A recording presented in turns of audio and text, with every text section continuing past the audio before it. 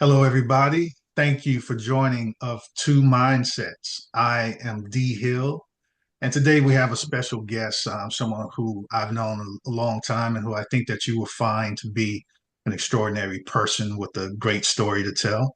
And before we get to her, yes, her, she's our first lady guest.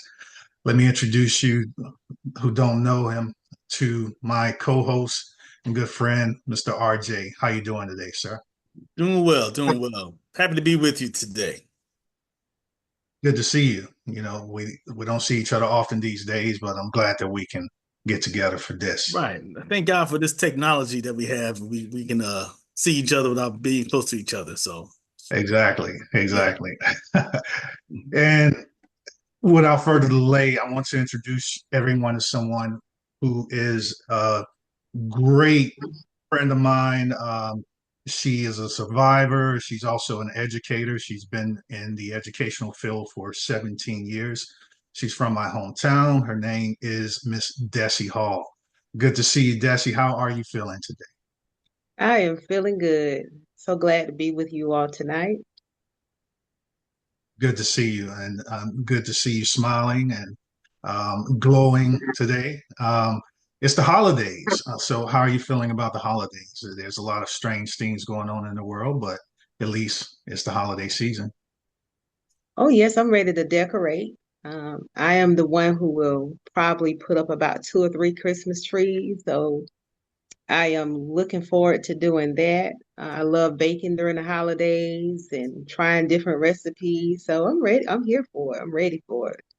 So, Mm. since you mentioned Christmas trees, when is the best time to put up your Christmas tree or Christmas trees? You said. Well, I would say traditionally, most people will put trees up after, well, maybe the day after Thanksgiving. But I say if you want to put up your Christmas trees whenever the mood is right, if you want to put up your Christmas trees this weekend, go for it. So it all depends on you. For me, I think next week is when I'll put my trees up. And how many are you putting up? Right now, I have two, Okay, gotcha, and so gotcha. yes, I have two. So I'm excited about it. So RJ, you I'm you do the plastic trees, I'm assuming, right? Is that right? Oh, yes, artificial, honey. I don't Okay. have time to deal with the real ones, honey. Okay. All right. Okay. RJ, how many Christmas trees are you putting up? I have one, and it's not even a full Christmas tree. It's like a Charlie Brown Christmas tree that Oh, MG. that we've been, Those are my favorite types, though. yeah. You So know, we go Charlie those are the Brown most one. fun. Yeah, and we started doing it maybe I don't know, maybe 5, 6 years ago. Because in the middle of moving, we didn't have time, and so we just bought a little small tree, and so it's kind of stuck with us. It's a tradition now, a little tiny Charlie Brown tree. I mean, it's fun to see all the gifts around a small, tiny little tree. So it's Right, cool. right. Yeah. All But right. D and RJ, I'm sorry, I don't mean to interject, but I must No. say last year, a friend of mine patronized me to decorate his home for Christmas Hmm. and did not give me a budget. And I was Oh so man. excited about that. Oh, Mm. yes. I was like, I got so excited. You have to give me a budget. So if you ever want me to come over and decorate your tree or do something, do some decorations, you need to give me a budget because I'll get too excited and I'll spend a whole lot of money if you don't give me a budget. But that was first time being hired to do something like that. So I just had to say that. I was so Mm. excited. No, that's awesome because I know I've been to your homes a few times and you have an incredible sense of decorating. You could be a professional interior decorator if you Thank wanted. you. So I'm not surprised, but that's the first time I've heard you say that. So you this person hired you to decorate the is was it for Christmas in particular? It was for Christmas. That's pretty cool. That's a great story. Wow. Yes, Wow. it was for Christmas. Mm. And what are you listening to while you're decorating? I love jazz music, so I just any type of jazz music, I love it. I got you. But there's no particular Christmas song. I got I you. can listen to Chris. I just love jazz. I just kind of been that's I've been I maybe hear some Christmas music. You got to have the Temptations, and all of that, some Michael Jackson and all of that. And Oh but man, jazz yeah, music just gets me in the mood year round, you know. yeah. I think we're all jazz fans. Yeah. Yes, I love some good jazz. Mhm. Absolutely. So, Dessie, the reason I brought you on is, like I said, you're an educator, but not necessarily a teacher, and the work that you do is different from what most people might assume an educator does. Tell us what exactly is your job, and you don't have to mention where you work if you don't want to. Okay. So I right now work in student engagement, and what I do, you know, to translate it for most people, I plan events. So you might as well call me a certified or professional event planner. And so I plan student activities. So, you know, like for certain holidays or for certain months when we are raising awareness about different things, like this is November. And so, you know, it's this time of giving. You know, we may engage in community service projects, but nevertheless, I've worked within a budget. I'm given a budget for the whole year. We work by fiscal years. Hmm. So in higher ed, our fiscal year starts July 1, it ends June 30th. And so with that budget, say for instance, before I started working where I am now, I would work with a budget of over $300,000. Wow. It all varied by enrollment, so it would all determine how much we would get from the student activity fees. And I use those funds to allocate for each semester. And so that, you know, there are 3 semesters in the year. And so we have signature events. So they range from spring, summer, and fall. So like for fall semester, I just recently hosted a fall fest. That was one of our signature events, and that was a huge turnout for that event. And so I enjoy working, you know, and planning events, get a chance to connect with some wonderful vendors, And have a lot of just to clarify, and I apologize for Mhm. interrupting, but you this is at the university level. You're At the at, university level. And prior to working at the university level, I was working at a technical college, working in technical college system for, oh, over, let's see, over 14 years in the technical wow. side. So Right. fairly new to the university side. So it's not much of a difference. It's just from a technical college to a university, you know, have more students at this university, most definitely. Gotcha. Gotcha. So you said that there's not many differences, but are there any differences that stick out to you going from the technical college to the university? I would say, you know, because when I was on the outside of looking in before I started working at the university level, I would always think some of the challenges that we were faced with on the technical side. Well, you know, surely those challenges, they don't face those same challenges at the university level. But I will say this, side note, post-COVID, every institution pretty much have some of the same challenges when it was Hmm. time to migrate back. You know, experienced they most of them, or shall I say, some of them, I can't speak for most, may have experienced some challenges with enrollment because, you know, during those times, people probably took a step back to try to reevaluate what they wanted to do with their lives, especially when that was happening, you know. A lot of them transitioned to the virtual classroom settings.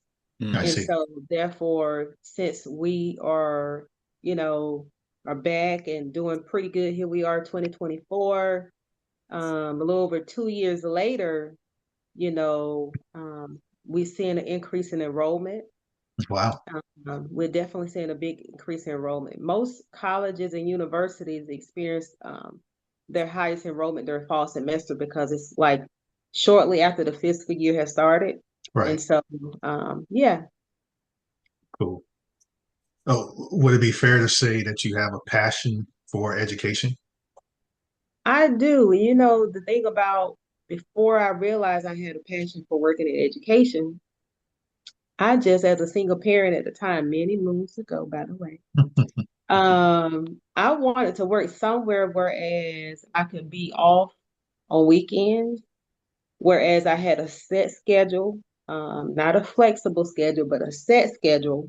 And to be able to be home with my daughter at the time during those holidays, and then being able to have a flexibility to be able to take leave if I need to take leave and still be paid.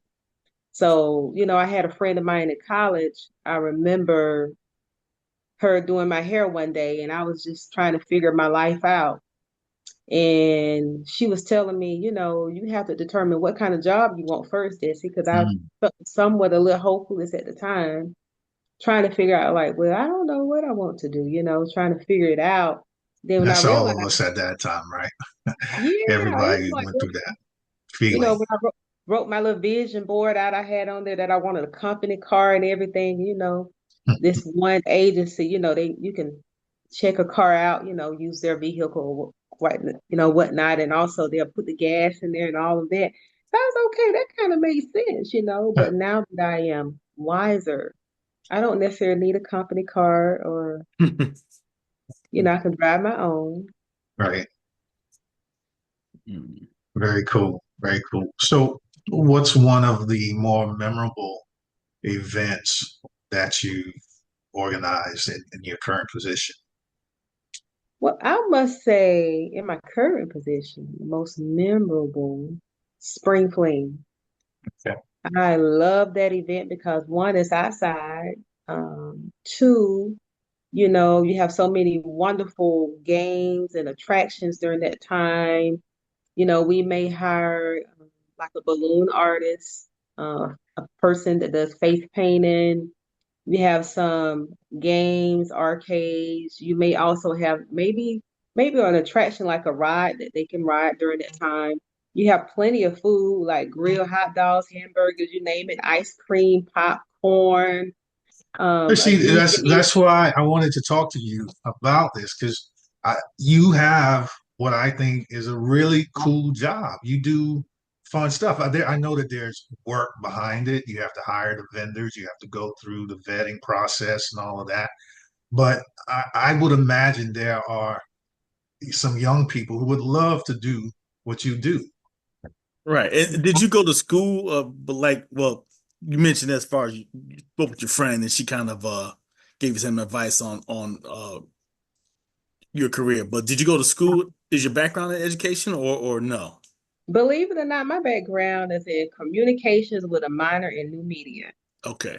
And so, no, I was not even thinking about working in a college setting whatsoever. I just wanted that degree so I could get paid more money on my then job when I was working at the Department of Juvenile Justice. Right. I just wanted to get a degree, and that's all I wanted so I can get that increase in pay.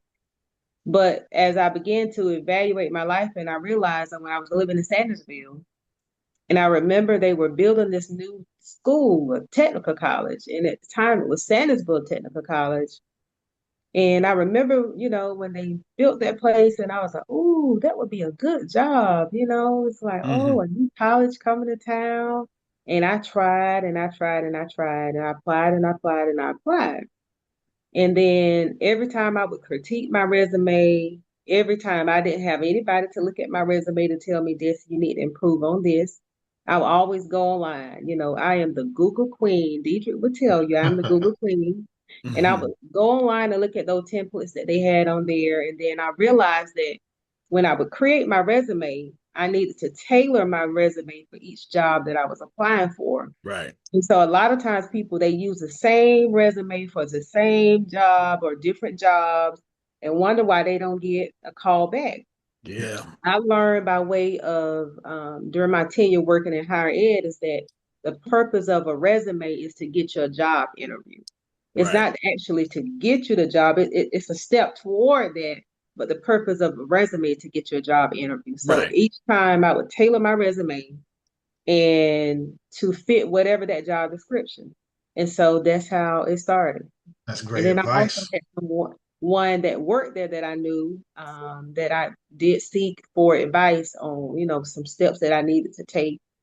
And so, yeah, so that's what I did. And then when I got the interview at Sandersville Tech, I went on their website. A lot of people don't realize go to the website, go to the Mhm. social media platforms, find out what they're doing, find out what areas that they serve, find out about their products and services, and get to know all of that. Because Right. sometimes we spend so much time trying to figure out, like, oh, they're going to have this question here. You don't know what they're going to ask. But what is most impressive to employers if you've done research about them and got to know a little bit about them before you go in Right. the interview. They love that. You may not I always I know. agree 100% on that. Yep. Yeah, you may not always know how to answer every question, but what's really impressive, you've done your homework. And when you get so much out of them when they know that you've done your homework, and that lets them know I have a genuine interest in working here. Hmm. That's awesome advice. Very, very much so. So how I don't know if you have this insight right now, but how are people viewing a college education? Is there as much enthusiasm like from when we were growing up, and how are the students looking now? Is there hope in their eyes? I guess you might say. Well, I will say for the university where I work now, we have multiple campuses. And where I am now, there's so much diversity. So, Mm, and I love it. I have such an appreciation for diversity. That's one reason why I decided to relocate, because I wanted to expand um, I wanted to expand my surroundings. I wanted to learn a whole lot more because I knew it was a big world out there and I did not want to limit myself. The students that I am in contact with now from different countries, and I learn about, like one student said before that in her country, you have to be rich to go to college. yeah. Wow. And living here in America to have that opportunity, whereas there's such thing as a Hope Grant and scholarship, there's a Pell Grant, there are other scholarships that colleges offer. And to hear her say that you have to be rich to go to college, we really truly have it good if we meet the basic requirements to get that aid that we need. So therefore, yeah, we have a lot of diverse students there. On the outside looking in, it all depends on which population of students that we're talking about, or shall I say, potential college students, because you have so many people that may have different barriers trying to figure out like if college is going to work for me, because Right. I can speak from a single parent. Right. When I was a single parent, after having my daughters trying to figure out when I'm going to go back to school, like when is the time going to be right? I have all these bills coming in, trying to figure out how I'm going to manage. College is an expense, it's also an investment. So not everybody may qualify for aid because you have some people who've been in and out of college. We call them traditional students. And what we mean by traditional, those students who've been in college for 5 or more years who have not obtained a degree. Or if Now, they have obtained a degree, it could be that they have maybe obtained a certificate, diploma, or something like that. But we call them our our traditional students. are they the non-traditional students? Well, it all depends on which college you're talking about, or shall I say, Ah, if you're talking about college or technical college, because okay. non-traditional students are defined differently at each system. Interesting. So I in see. Georgia, you have the technical college system of Georgia, and that's 22 technical colleges. And then you have the University of Georgia, I mean the university system of Georgia that has many, colleges and universities. So it's defined differently at those two Wow. systems. Okay. On the technical side is someone who's pursuing a field that's in high demand based on their sex. So let's take a look at in the medical field. When a man pursues a career in the medical field, we call that man a non-traditional student because not many, you don't see many males in healthcare. Hmm. Ah, Then wow. also, if he was pursuing a career in early childhood education, he would be considered a non-traditional student. I get it. Okay. Hmm. Yes. Well, Sisters, let me not forget about you, honey. If you want to pursue a career or commercial truck driving, they would be considered a non-traditional student.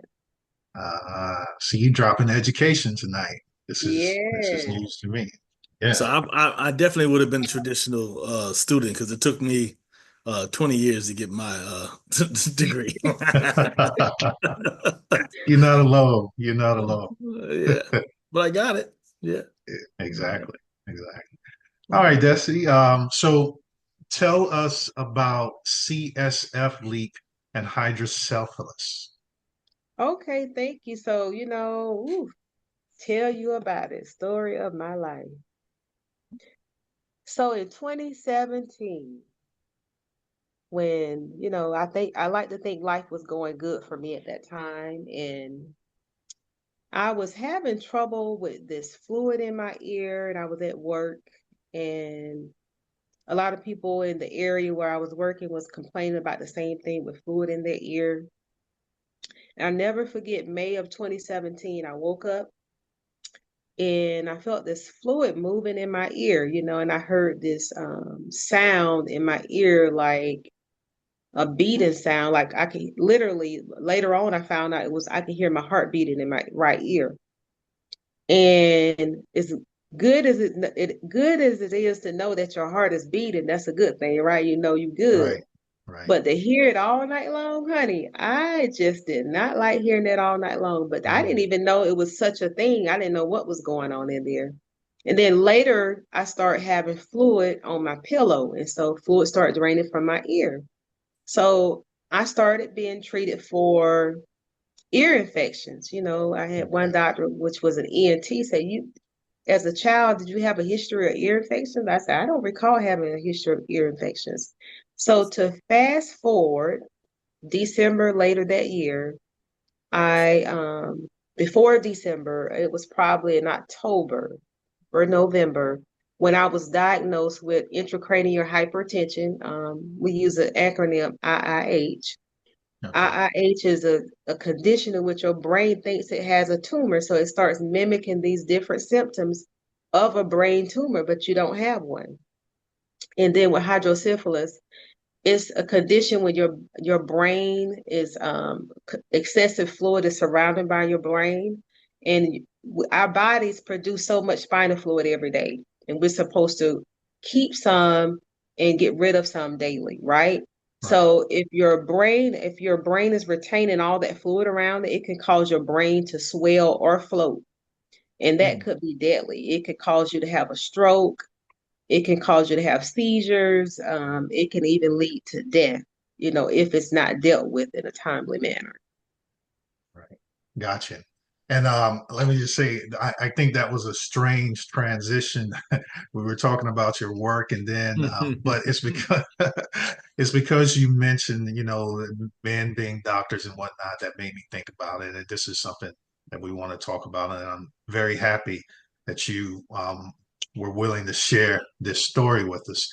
And let me just take a moment to say thank everybody for joining us, and those of you who are watching, because Dessie is on the show. You're watching Of Two Mindsets. Please hit the like button and subscribe. It doesn't cost anything to subscribe, and go back and watch some of our previous interviews. I think you'll find some of them to be interesting. T Hill, I like to say you're looking very professional today. You look like you could be a doctor yourself. I should become a doctor. It's not too late, is it, Oh, Dessie? okay, I see you, D. So, um, after these initial troubles that you were having, um, you went through three brain surgeries. Is that right? So I've had a total of four, but can I put a Well, pin in that for a moment? I want to come back and say this. So a absolutely. part of the interview, and I think, gosh, I'm so imperfect, right? So I just had a moment when I was talking about students who were in school for a long time, we Right. called them career students because they were Oh, with Ah, for see, so yeah, that long, would have not been me. traditional. A So let career me correct student. that, honey. I Yeah, had to go back and get that right. So it I was a ain't right. career. Yeah. so I'm not even putting this on the brain surgeries, honey. It's called I'm young and restless. Okay. And so you tend to forget things sometimes. So, Right. you give yourself some grace. So I had to go back and clear that up before we got deep Thank into you. the Because I need interview. to know what to call myself. So a career student Yeah, we call is them what I career was. students, honey. When you Yes. stick with us that long and Yeah. have not achieved a degree or anything, or Ooh, you probably have 2 or 3, we call you career students. You Okay. sticking around with us for a while, right, right. but and let's not get it twisted on those career students. There's some dynamic students. Mm. I cannot tell Absolutely. you how many times they have helped me through so many different events and really have helped me in many aspects of event planning. So, I just want to put that out there because I'm not even Okay. trying to shame them because sometimes that people need that amount of time to kind of figure things out for themselves. Right. So Absolutely. anywho, so you can ask me that question again, honey, because I have completely forgot. Well, I had asked you about the three brain surgeries that Okay, thank you came, so much. and then you said that you had actually four. 4 altogether. So so 1 year in 2017 when I first had my very first surgery, I had two in one. The very first surgery was to repair the CSF leak. So that's where they decided where there was a little hole somewhere in my brain that was leaking the fluid. So they had to Wow. go in and repair it. So to be clear, I have been cut 3 times on the right side of my head. Mm, I've been cut from here all the way behind my ear, and I've been cut twice over here. The first surgery, again, as I mentioned, was to repair the leak. And also at the time, because I have such an extensive background, honey, we may not be able to go through everything. hey, it's all good. We But got time. but before my first surgery, there was a potential tumor identified by way of a CT scan. And after a series of tests, I was told by one doctor, oh, it's not a tumor, it's a cyst. But when they went in to do the surgery in 2017, they couldn't locate the cyst. It was gone. Mm, wow. Mm. It was showing on the CT scan that it was one there.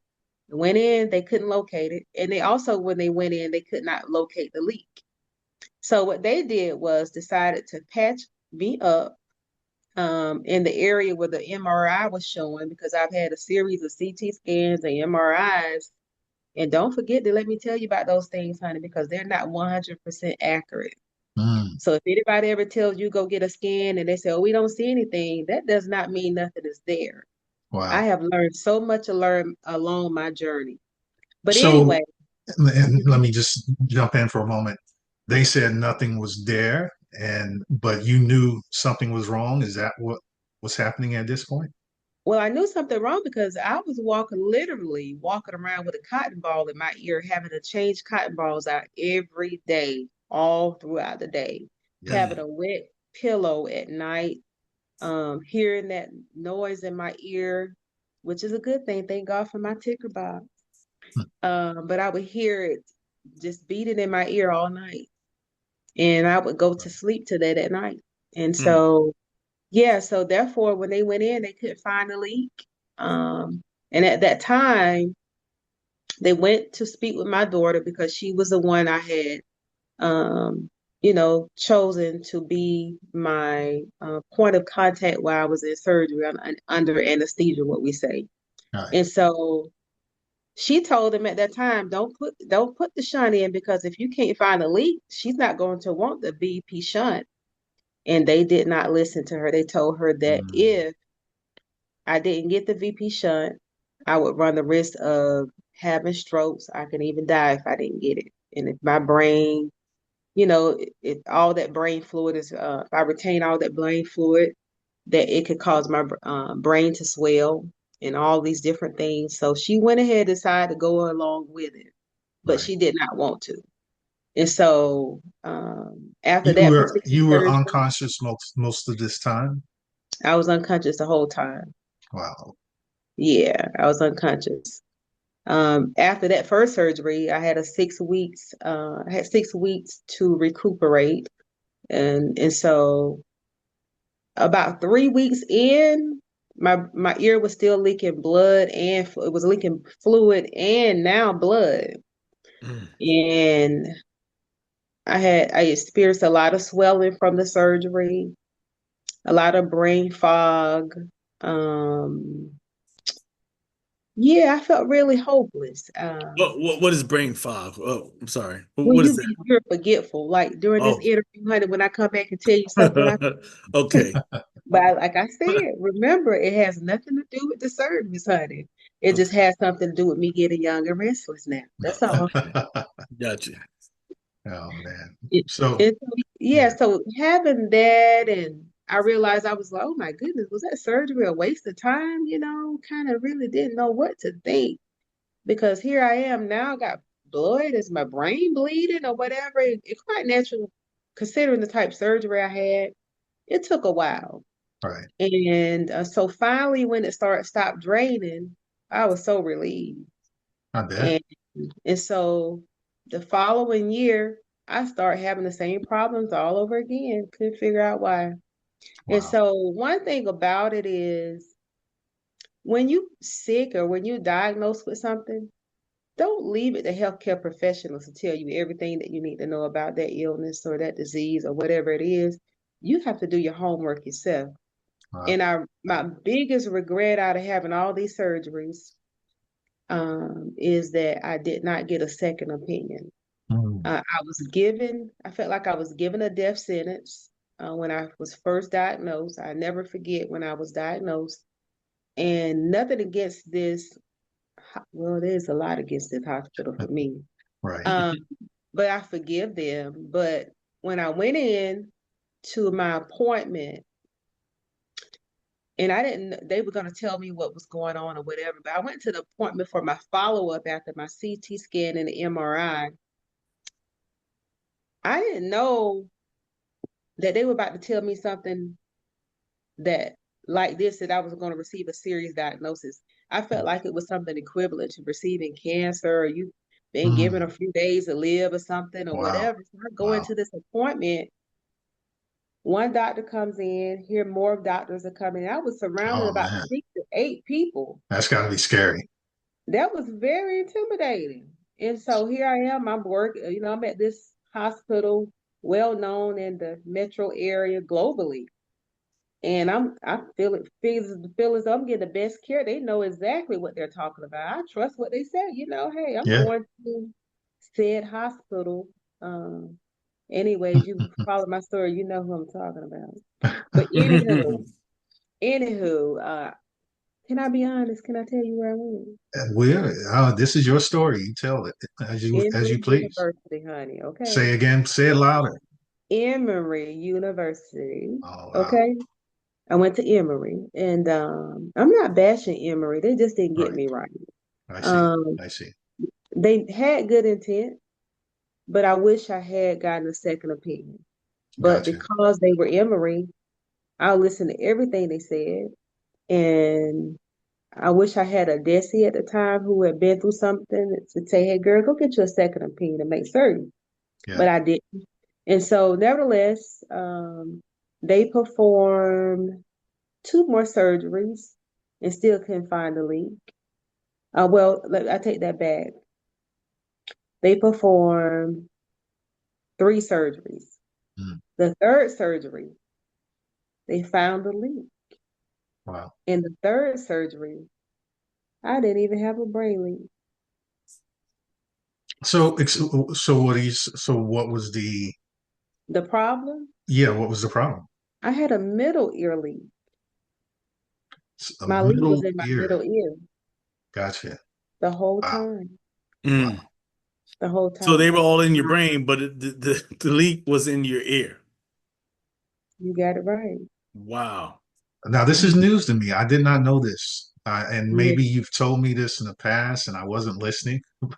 So I Maybe, apologize. But that is You had a brain fog. I did. I had the Yeah. brain fog. I'm sorry to hear that, Dessie. maybe I think I told you, D. I haven't told a lot of people, and the reason Right. why I didn't tell a lot of people, I needed time. I needed time to process that. Wow. Let me tell you what. So, I can tell you more about it later. Yeah, Um, absolutely. but I will Absolutely. say this: when I found out, it's by way of me going to an appointment one day, and so I got the middle ear leak repaired. I thought they were planning to transition me to the ICU after that surgery Mhm. to drain the fluid and all of that because they didn't know how I was going to respond. Each surgery, you just with it as with any patient, you got to walk, you got to do all these different things. Yeah. They didn't know if this right eye would be weak. They didn't know if it would fully open. As of today, I really don't produce. I can produce tears Mhm. from my eyes. I have dry eyes a lot. Um, And this is a result of them going in your brain all yes, these yes, times. Wow. yes. Wow. Because after each surgery, my eye would swell. It would close up. This whole part of it would be real big, like somebody punched me in the eye. It's just because of the type surgery I had. And so each surgery, I would have sensitivity to light. I would have the first surgery, it felt like somebody hit me in the head with steel when I woke up. But nevertheless, after that third surgery, um, got the middle ear leak repaired. I still had the shot in. And so if you don't know what it looks like, Google BP shot so you can see what type of device that I had in my body. It was Right. this device where a metal went through your brain to collect that fluid. It pumps that fluid. It was a valve. It was connected to a valve, Mm. and they make the incision here to put the shunt in. Then they make an incision in your neck and one in your stomach. And that Wow. valve, which is a plastic tube, runs through your body all the way down here. And the tube somewhat hangs in your abdomen. And so every time it drains the fluid from your brain, the Mm. excess fluid from your brain, it runs out through that valve. And So, so and my apologies, but with you saying that this was a middle ear issue, was this device really necessary then? I say no. It's Wow. only for those who have trouble with I was diagnosed with IIH as a result of that. I say no. Somebody else may say yes. I say no. Some people outgrow their need for a VP shunt. All right. But I didn't. And get into how I got the shunt out, which was my fourth brain surgery. Mm. So after the third surgery, got the middle ear leak repaired. We have settings on the shunt. It goes from a 1 to an 8. Okay. And 1 is actually when it's working, it's overtime in my opinion, as high as it can go because it's draining the most fluid. 8 is when it's off. Got you. And so my first two surgeries, my shunt was on a setting of 3. So after my third surgery, when they replaced the middle ear leak, they put my setting on 1. Mm.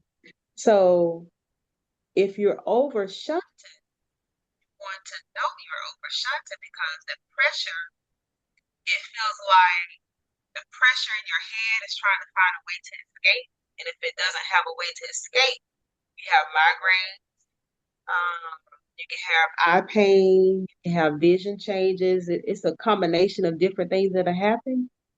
And that's why it's so important that whatever sickness or disease you have to be in tune with your body. You have to listen to your body and you cannot ignore your symptoms because if you ignore your symptoms, you can land in a hospital, you can relapse. So many different things can happen if you don't listen to your body. So it's so important that you listen to your body, even with a cold or Right. whatever you may have going on. You have to learn how to listen to your body. And so Absolutely. and listen to what it's trying to tell you. If it's trying to tell you, do you need to take medicine? Do you need to go get some rest? Do you need to go to ER? You need to make these list of questions for your doctors and all of that. You need to know.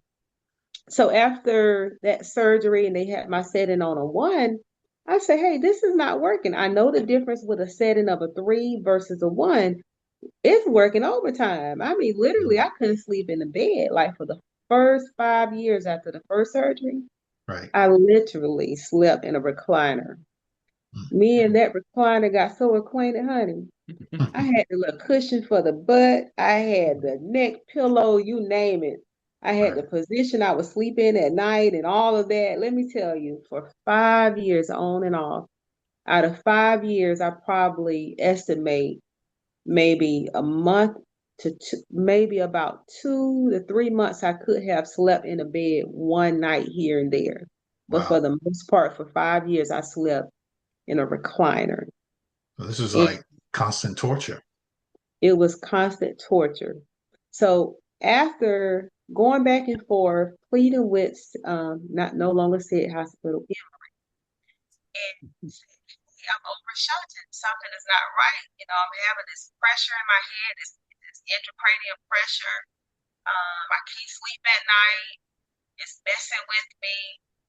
And it feels like it was just something wasn't right. And it felt like somebody was turning the knob and you can only turn it so much. Right. And one day I never forget meeting with the nurse practitioner. She said, Dessie, I notice you keep saying you have hydrocephalus, but I don't see it in your file anywhere. I said, what do you mean? You don't see it in my file? I was told I had hydrocephalus. Right. She said, no, we never diagnosed you with that. I said, oh, yes, y'all did diagnose me with that. I knew nothing about it, honey. I never heard of such thing. I never knew anybody who had it. Wow. And I first learned of this by way of Emory. Right. And so she said, you don't have it. Wow.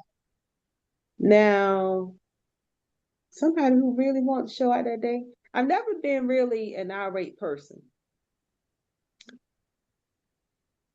And that day, I still contained myself, but they know how I felt before I left.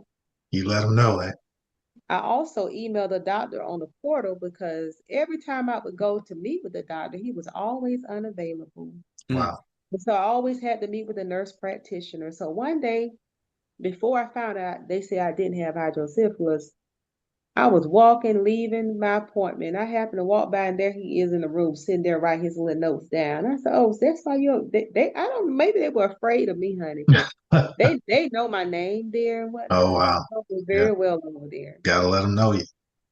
Exactly. So, anyways, when I got vocal, I was very vocal, and I didn't curse nobody out. I was angry, rightfully so. But I did act out of character. I did express my frustration, and then I took it to the portal, let them know how I felt, and they nicely and politely referred me to someone else outside of their practice.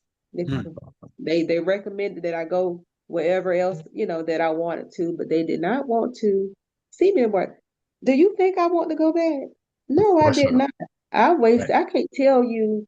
I know with all these surgeries that I've had all together, they probably, if I had to guess, with all the CT scans, MRIs, probably well over $3 million. And Wow. thank God I had insurance. Indeed. Indeed. So So, therefore, oh, go ahead. I'm sorry. no, I was just saying you had to be an advocate for yourself. And I had to be an advocate, Deidre. That was no other way around it. So, what I did was, there's somebody else that like me probably feel like I do.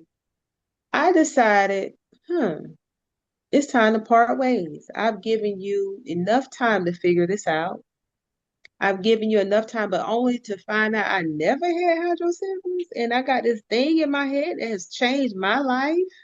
right. So I decided to go somewhere else and find someone who looked like me, that understand me and would be willing to listen to me. And I find my person. And this doctor has a heart of gold. I told him my story, gave him my files, and he told me without hesitation, what we're going to do is adjust your shunt setting. You're going to come in every month and we're going to dial it back 2 notches, Mm-hmm. or take it up until we turn it off to 8. We did that, follow those steps, and then we scheduled a date for surgery to remove the shunt. And I've been without the shunt now for over 2 years. So March of next year will be 3 years I've been shunt free. That's good. In So the during all this time, did you have all these surgeries? Are you able to work, or are you, how are you functioning on a That's day-to-day a level? good question. That's a good question, RJ. I am working now. In between all these surgeries, I would have like, almost 6 weeks, been out of work for 6 weeks. Wow. On FMLA, I thank God that I had insurance, because during those times, I needed to still pay bills, still have a roof over Right. my head. Mhm. And in between each surgery, let me tell you, I don't know. I'm very organized. That's one thing I love about with the work I do. It teaches you how to be organized. Mm. And in the area of event planning, I'm gonna bring it all together because it all comes together, Deidre. Even though you say we may be talking about two different things. Right.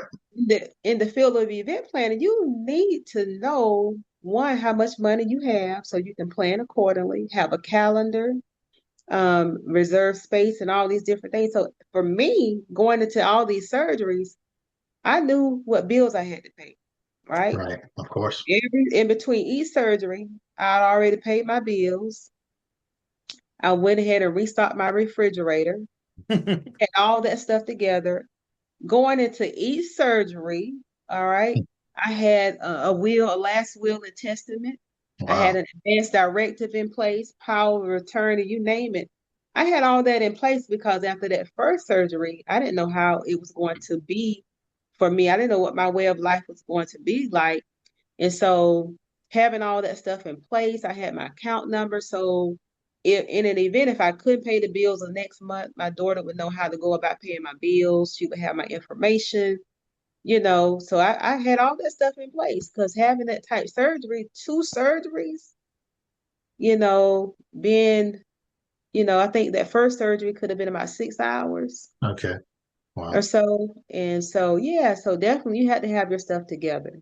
Right. Yeah. You're right. Anytime you go have surgery where you're basically asleep, there's a potential you may not wake up. So That yeah, is so true. I'm with you on that.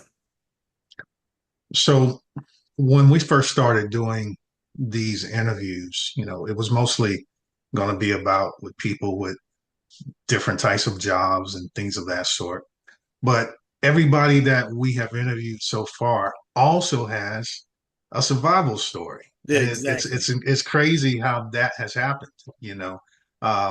So I thank you for sharing your story. I mentioned that you had to be an advocate for yourself, but you also became an advocate for others who suffered through the same thing. Can you tell us about that initiative that you did? Yeah, so I've come in contact with a lot of people. Most of the people I've come in contact with has either been via telephone, um, and a lot of people I have not met. I've been privileged to meet some of the people, and so and still in contact with several as well. And one thing about this particular disease, it doesn't have an age limit on it. But the people I formed this support group for warriors that are living with these different conditions with IH, CSF leaks, or hydrocephalus. And so initially, when I first started meeting, having these support groups, the Atlanta Community Food Bank was so kind to let me use their facility to host a That's meeting. that's awesome. And so into it, probably a couple months into it, I realized that a lot of these warriors could not drive because a lot of their Mhm. visions had changed because it can cause some to temporarily go blind. You have some who have issues with stability. They may fall, some experience vertigo. So I said, well, maybe I need to virtual versus in person. Mhm. And then as time went on, I realized, and it's like a ministry for me. I do a lot of one-on-one Gotcha. versus group settings because a lot of people are very private about their journey. Yeah. And some people have not even told their family members. They don't want them to know. And I will say this, who wants to be singled out? I really just don't care, and I've been so vocal about my story, and I know you didn't have any questions on there about hair loss or anything like that because, we was talking about what I was going through. Right. Um, but we'll talk about that in a moment. It'll be answer your question. I try to stay focused when I'm asked questions because I can go from here to there. But nevertheless, I met some amazing people. I met warriors who've only had one surgery. I met warriors who have had probably over 15 surgeries. One warrior that I met, I forget what state she lived in, but her and her family, she had so many surgeries. They lost their home. Wow. And they were living in a hotel. And please, I'm not the one to cry. Oh my God, Deidre. But she didn't pass away because of all her brain surgeries, Oh no. everything that she went through. She Yeah. passed away by way of COVID. Wow. And she was such a sweetheart. I just really regret that she passed away, but she did not complain. I interviewed her one time when I was doing my podcast, and she has an amazing family. Sometimes her husband will reach out to me from time to time, but there are some people with some amazing stories. One young lady, she wasn't a part of my support group, but she's pursuing a career. I think she's going to school to study. I know it's in neurology.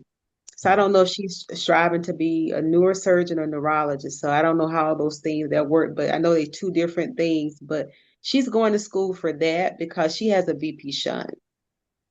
And so, yes, it made her really want to learn more about that and really be an advocate for others. I think that was very commendable. I have one who is a former early childhood education teacher. She's my grandson's former teacher. And, she hasn't worked in quite some time. And now she gets to be her grandson's teacher now, so I know she felt like life robbed that from her because she really loved working with kids. And now she gets to teach her grandson. Right. So, I met some amazing people, Oh, and yeah. it's been a blessing. And That's I awesome. feel like I half of what they went through, I didn't go through. For me to be deemed critically ill, they went through the worst parts of it, in my opinion. Wow.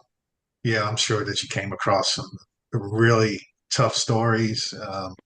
And I can't imagine being like a contact point for so many people with those issues. So, are you still engaging in that type of setup? And um, do you do speaking engagements of any sort regarding this? Yes, so to answer your first part of your question, I'm still in contact with a lot of them. Sometimes I get people from different countries that reach out to me. Wow. And I get a little skeptical because when we get into the conversation and then they're trying to figure out how to raise money for that surgery because it could be very expensive in their country. In certain countries, they cannot do GoFundMe. And so I don't know if it's somebody who's trying to get money from me. I don't Yeah. know how Yeah. sincere they are. I don't know if they've been on my website. I have to exercise caution in that aspect. So I'm very careful, but all throughout the year, randomly, I get people all the time. Wow. Do I do speaking engagements to talk about my journey? I do consulting work, but right now, I've taken a break from that right now.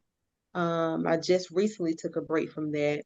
But prior to when I do my speaking engagements, I usually facilitate workshops for college students, for students Right. all over the US. Right. And so I love doing that. I really do. But I decided to take a break from that too. But during those times, I would talk to the students about my journey.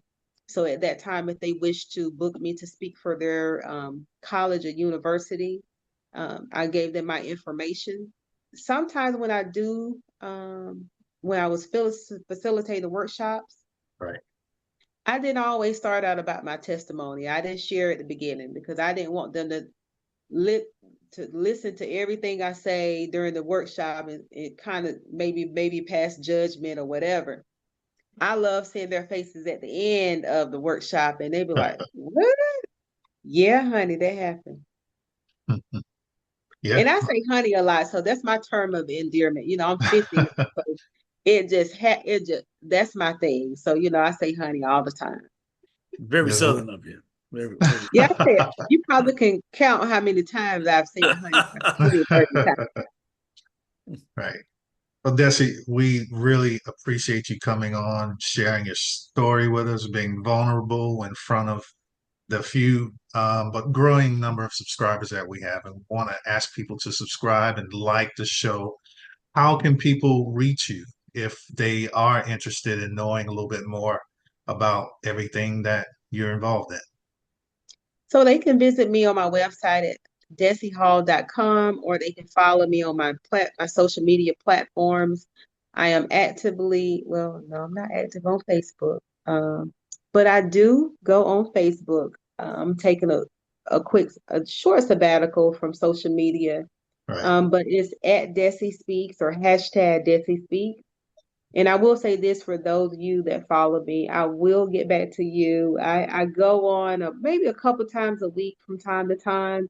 But one thing I've learned about this journey since I've had all these brain surgeries, Diedrich and RJ, is that you have to press pause sometimes Mm. from social media. Sometimes you have to take a break or pull back because given what I've gone through, a lot of people, when you've gone through something like me, Right. that sometimes, you need time, especially when you've been misdiagnosed, Yeah. you need times where you can heal. You need times for me time because I'm a huge advocate of me time. I'm actually more so of a huge advocate of holistic care. It used to be a time when I first early on in my diagnosis, I was given medication that I felt like made me even more sicker. I wasn't even having most of the symptoms with IH. And when I started taking the medication, I was bedridden. I couldn't really do anything. Right. So Wow. I stopped taking the medication. So I am a big fan of self-care and holistic care. So, I cannot express that enough. So, if you're going through something and you popping pills, if those pills are going to help you and they're not going to detour you in any ways or cause you to have more problems, then, for me, I give myself a certain time if I have to take medication. This is how long Gotcha. I'm taking this, and I Hmm. need to know what the side effects are. And I'll be quiet, DJ, because I don't know how much time you have left. Oh no, I was not rushing you at all. RJ, did you have any other questions for Dessie? No, no questions, but it was just great meeting you and listening to your inspirational story. Um, that's it. Yeah. Thank you. Yeah, again, we definitely appreciate it. Dessie Hall, you can reach her at Dessie Speaks on social media, and it's dessiehall.com. Is that your website? That's me. Dessiehall.com. You can go there and see her stories, great photos, and a very inspirational person all around. I thank you for coming on, and thank everybody for watching of Two Mindsets. We appreciate you. I'm D Hill, he's RJ. And again, Dessie Hall is our guest today. Have a great weekend, everybody. Thanks.